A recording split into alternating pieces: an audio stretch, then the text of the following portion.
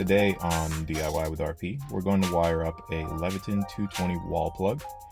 I purchased this plug from Home Depot for about 15 bucks, and it's a DIY kit. There's a few different ways to set it up, depending on how your wall receptacle is made.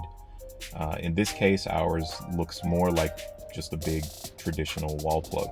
We didn't want to wire the 2-post lift into the building's electrical, so we just decided to use a 220 plug so we could, plug it in and unplug it as needed.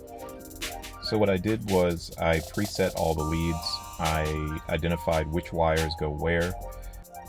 In this particular setup, the green is the ground, the white is the neutral, and the black is hot.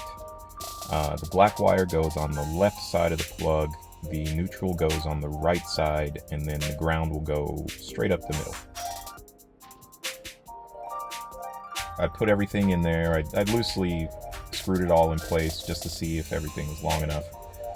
And then I installed the little retainer clip or retainer bracket that holds the cable in place so it doesn't wiggle around.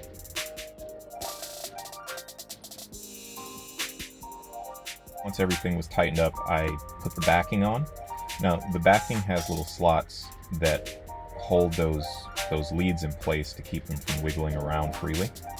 And I just loosely test fit everything together just to see how it worked, and then took it apart again, did the final adjustment, final tighten down, and then I put it back together before taking it over to the wall to give it a final test.